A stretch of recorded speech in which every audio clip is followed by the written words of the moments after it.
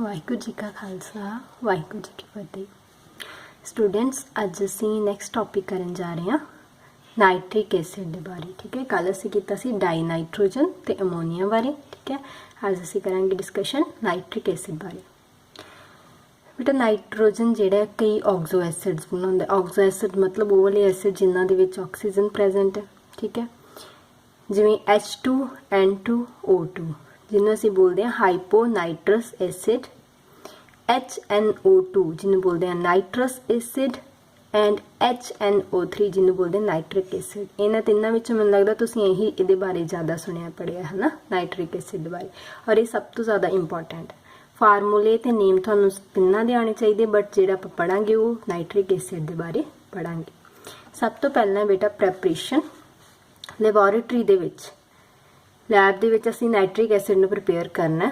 ते असीं किद्दां करांगे, जां तां असीं पोटैशियम नाइट्रेट लवांगे जां सोडियम नाइट्रेट, ते उहनूं काहदे नाल मिक्स करके हीट करवाउणा है, कंसनट्रेटेड सल्फ्यूरिक एसिड दे नाल। ठीक है, सोडियम नाइट्रेट लिया, सल्फ्यूरिक एसिड लिया जिहड़ा कि कंसनट्रेटेड है, हीट कीता, साडे कोल NaHSO4 सोडियम बाइसल्फेट ते नाल साडे कोल नाइट्रिक एसिड जिहड़ा वो मिल जांदा। इस रिक्वायर्ड प्रोडक्ट। ठीक है, लैब दे विच किस तरह प्रिपेयर करना है, पोटैशियम नाइट्रेट जां सोडियम नाइट्रेट नूं हीट करवाना है, किहदे च मिक्स करके सल्फ्यूरिक एसिड जिहड़ा कि कंसनट्रेटेड होना चाहिए।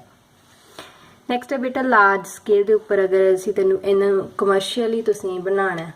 ठीक है, तो दैन फिर असीं किहड़ा प्रोसैस यूज़ करदे आ, ऑसवाल्ड प्रोसैस। ये काहदे ते बेसिस ते है कि इहदे विच अमोनीया दी NH3 दी कैटालिटिक ऑक्सीडेशन होनी है। सॉरी, कैटालिटिक ऑक्सीडेशन का मतलब की है, कैटालिटिक ऑक्सीडेशन का मतलब है बेटा कि कैटालिस्ट दी प्रेजेंस दे विच असीं ऑक्सीडेशन करनी है। और ऑक्सीडेशन किनू यूज़, किहड़ी ऑक्सीजन यूज़ करनी है जिहड़ी साडे कोल एटमोसफेयर विच प्रेजेंट। ठीक है, जिवें अमोनीया लिया गैशियस फॉर्म च, ऑक्सीजन लई फ्रॉम एयर, प्लैटिनम या रोडियम ए वाले ए या ए ले लो। ठीक है, कैटालिस्ट लेना और 500 कैलविन गॉस कैटालिस्ट, 500 कैलविन की है टैंपरेचर, 9 बार की है प्रैशर। इहदे विच साडे कोल की प्रोड्यूस हो रहा है, ये पहला स्टैप है, अजे इहदे च नाइट्रिक एसिड प्रोड्यूस नहीं होया। पहले स्टैप विच साडे कोल नाइट्रिक ऑक्साइड प्रोड्यूस हो रहा है, वाटर बाहर निकल रहा है। पहले स्टैप च ऑसवाल्ड प्रोसैस के पहले स्टैप च की लैना, मैं दोबारा रिपीट कर रही हाँ। अमोनीया लैनी है, अमोनीया की तुसीं कैटालिटिक ऑक्सीडेशन करवानी है, प्लैटिनम या रोडियम की प्रेजेंस, 500 कैलविन तक टैंपरेचर लेना है, 9 बार प्रैशर लेना है और नाइट्रिक ऑक्साइड ते वाटर की फॉर्मेशन होएगी। हुण जिहड़ा नाइट्रिक ऑक्साइड बेटा जिहड़ा बनिया वो फर्दर ऑक्सीजन नाल कंबाइन करेगा और साडे कोल नाइट्रोजन डाइऑक्साइड बनेगी NO2। हुण इनू यूज़ करांगे है ना थर्ड प्रोसैस, थर्ड स्टैप दे विच। सैकेंड स्टैप क्लीयर है कि नाइट्रिक ऑक्साइड प्लस ऑक्सीजन सानूं की दिंदे आ नाइट्रोजन डाइऑक्साइड। नाइट्रोजन डाइऑक्साइड दस फॉर्म्स डिजॉल्व इन वाटर। ठीक है, वाटर दे विच डिजॉल्व हुंदा है नाइट्रोजन डाइऑक्साइड ते सानूं नाइट्रिक एसिड मिलदा है। क्लीयर है, नाल फिर नाइट्रिक ऑक्साइड फिर बाहर निकल गया। इनू फर्दर तुसीं दोबारा यूज़ कर सकते हो ए वाले प्रोसैस स्टैप दे लई, सैकेंड स्टैप दे लई कर सकते हो ना यूज़ ए वाले स्टैप दे लई, क्योंकि इत्थे फिर नाइट्रोजन डाइऑक्साइड प्रोड्यूस करा के फिर नाइट्रोजन डाइऑक्साइड नूं तुसीं अगां वाटर दे नाल ट्रीट करवा देना। ठीक है, नाइट्रिक ऑक्साइड दस फॉर्म्ड इज रीसाइकल्ड, दोबारा यूज़ किया जाता है and the aqueous NCNO3 can be concentrated. और जिहड़ा ये एक्वस है वाटर दे विच मिक्स है, इनू कंसनट्रेट करना है। पहला तो डिस्टिलेशन मैथड के द्वारा कंसनट्रेट करांगे, उस 68% कंसनट्रेट हो जाएगा। उस तो बाद कंसनट्रेशन असीं 98% तक किस तरह लैके जावांगे, असीं डीहाइड्रेशन करवानी है। इहदी डीहाइड्रेशन मतलब वाटर दी रिमूवल, किनू यूज़ करके, कंसनट्रेटेड सल्फ्यूरिक एसिड नू यूज़ करके।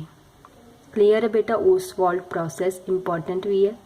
पहला स्टैप, दूजा स्टैप, तीजा स्टैप की हुंदा है, फिर इनू असीं किद्दां यूज़ करते हैं, किन्नी कंसनट्रेशन का सानूं नाइट्रिक एसिड मिलता है 68% वाला, फिर उन्होंने असीं 98% तक किद्दां लैके जाना, उसने उहदी फर्दर डीहाइड्रेशन करवानी है कंसनट्रेटेड सल्फ्यूरिक एसिड दे नाल। क्लीयर है बेटा। सो नैक्सट है बेटा प्रॉपर्टीज़। नाइट्रिक एसिड पहली गल ये तो कलरलैस लिक्विड है, फ्रीजिंग पॉइंट इहदा 231.4 कैलविन है, बॉइलिंग पॉइंट इहदा 355.6 कैलविन है। लैबोरेटरी ग्रेड जिहड़ा नाइट्रिक एसिड हुंदा है 68% हुंदा है HNO3 बाय मास, तो इहदी जिहड़ी स्पैसिफिक ग्रैविटी है दैट इज़ 1.504। ठीक है।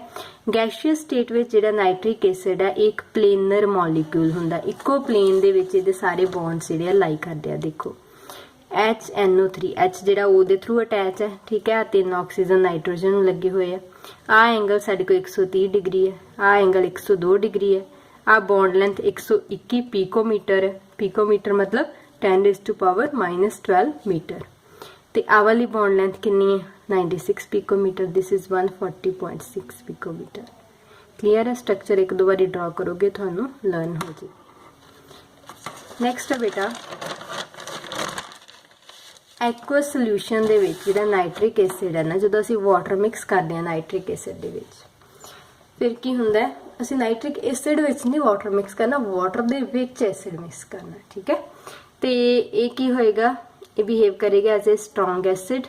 जो स्ट्रोंग एसिड होएगा तो साडे को हाइड्रोनियम आयन जिहड़े आ वो मिलणगे, नाल की मिलणगे नाइट्रेट आयन। कदों जदों असीं इहनूं वाटर च मिक्स करांगे नाइट्रिक एसिड। ठीक है। तो कंसनट्रेटेड ये तो एक्वा सोल्यूशन में सीगा, कंसनट्रेटेड नाइट्रिक एसिड जिहड़ा साडे कोल एच भी हुंदा वो एक स्ट्रोंग ऑक्सीडाइजिंग एजेंट है, क्योंकि इस ऑक्सीजन प्रेजेंस है ना, तो एक ऑक्सीडाइजिंग एजेंट है और ये ज़्यादातर मैटल्स के उत्ते अटैक कर सकता है।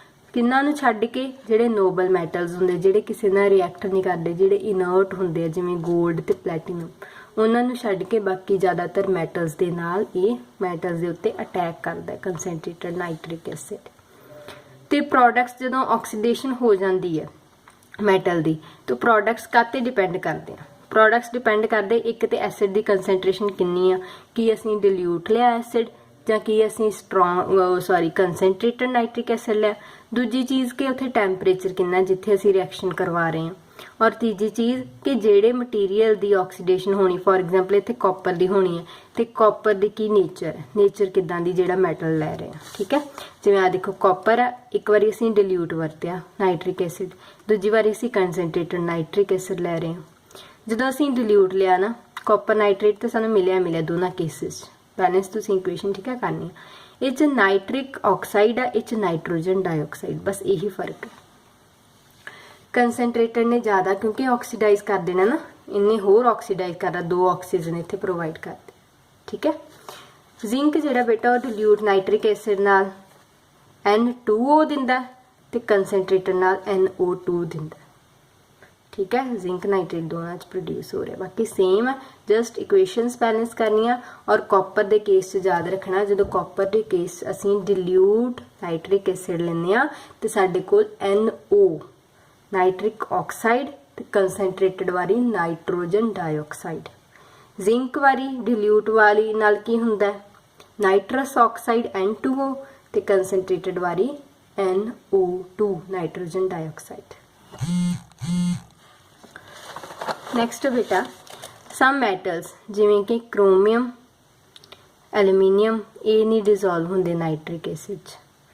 क्यों नहीं डिजोल्व होंदे नाइट्रिक एसिड च? क्योंकि इन्हां दे उपर एक ऑक्साइड दी पैसिव फिल्म बन जाती है। इन्हां दे एलूमीनियम ऑक्साइड दी जिवें उत्ते पैसिव फिल्म बन गई तो वह फरदर अगे रिएक्ट नहीं होण दऊगा नाइट्रिक एसिड दे नाल मैटल। ठीक है। मान लो ये मैटल है, मैटल के उत्ते एक परत चढ़ जानी, काहदी परत चढ़ जानी? ऑक्साइड की। ठीक है। जिहड़ा नाइट्रिक एसिड सी उन्हें उन्होंने ऑक्साइड बनाता, हुण ऑक्साइड जो लेयर उपर चढ़ गई, सानू असीं काहते अटैक करना सी? मैटल ते, बट हुण मैटल दा ऑक्साइड बन गया, उहदी लेयर उपर आ गई ऑक्साइड दी, उहदे करके जिहड़ा नाइट्रिक एसिड अगे फरदर अटैक नहीं कर सकता। इस करके ये वाले मैटल्स नाइट्रिक एसिड विच नहीं डिजोल्व होंदे।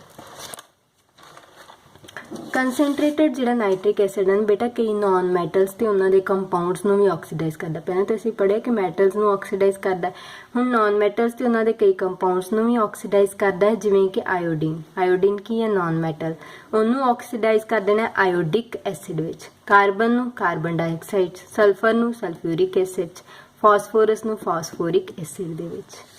देखो आयोडीन है, आयोडीन सानूं I2 की फॉर्म च मिलती है। ठीक है। इन्हें आयोडिक एसिड बनाता, नाल नाइट्रोजन डाइऑक्साइड नाल वाटर। कार्बन है, कार्बन डाइऑक्साइड बनाती, वाटर ते नाइट्रोजन डाइऑक्साइड। सल्फर S8 की फॉर्म च मिलता है सानू, उन्हें sulphuric acid nitrogen dioxide.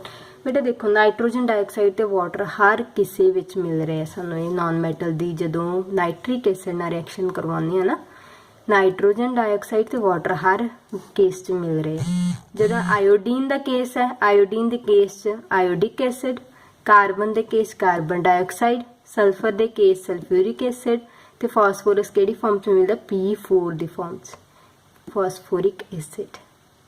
Equations balance तुसी बाद च करना सीखना, बट इन्हां नूं पहलां तुसी लर्न करना कि नॉन मैटल्स नाल रिएक्ट करके की दिंदे आ सानू। और बेटा ये सारे जिहड़े एसिड है ना, ये आपां डिल्यूट नहीं यूज़ कर रहे, ये कंसनट्रेटेड यूज़ कर रहे, ठीक है। तो मैटल्स नाल किहड़े मैटल नाल, पहली गल मैं दोबारा पिछे जा रही हाँ, नाइट्रिक एसिड किहड़े मैटल नाल रिएक्ट करदा, किहड़े नाल नहीं करदा, ते किहड़े जिहड़े आपां रिएक्ट करवाए कॉपर ते जिंक दे करवाए, दो इक्वेशनस आईयां, एक डिल्यूट ना एक कंसनट्रेटेड ना, जिंक दी भी डिल्यूट ना ते कंसनट्रेटेड ना। फिर मैं तुहानूं दस्सिया कि क्रोमियम ते एलूमीनियम दे केस दे विच जिहड़े आ उन्हां दे उत्ते पैसिव जिहड़ी फिल्म आ थे लेयर आ वो ऑक्साइड दी बन जांदी, जिस करके वो जिहड़े मैटल्स आ डिजोल्व नहीं हुंदे नाइट्रिक एसिड च।